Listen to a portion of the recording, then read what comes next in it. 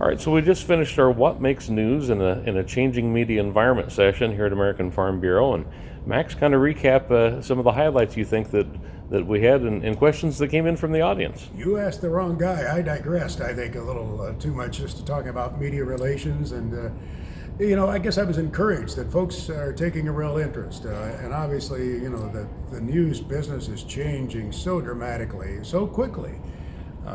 We can see news, every moment of the day, and as Sara so eloquently pointed out on the panel, she can release a story at any time of the day or night. But we got around to talking about the fact that trusted sources are important to follow. I mean, ask the question again, as Sara said, who's originated this story? Where is it coming from? Is this somebody that you know is credible? And that is so important these days when people are moving things through the social media, through Instagram, through Facebook, because things that are purported to be accurate many times are not. And you need to ask that question, where did this story come from? And follow people that you know you can trust because they have a history that has helped you understand that they can be trusted. Rita, we know that the audience had some great questions that came our way.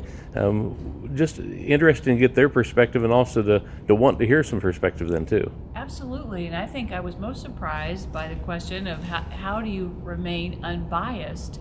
Not because I don't think that we're all journalists, but being ag reporters, it is very tough to get to that other side, the can you say anti-ag kind of radical groups, and get their side of the story while not giving them too much airtime. So I was really impressed with that question, and hopefully we do a good job of doing that. Sara, what do you think the highlight was for you, being one of the panel members?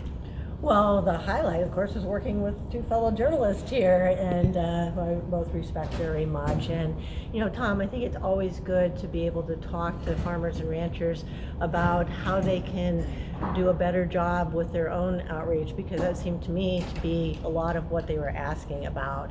And obviously, it's not our job to be their spokespersons, but when they want to know how to be better ones on their own behalf and who they can reach out to and how they can engage journalists that are perhaps not familiar with agriculture, I think that we were able to provide some insights, some guidance, some tips that work in terms of helping them tell their own story.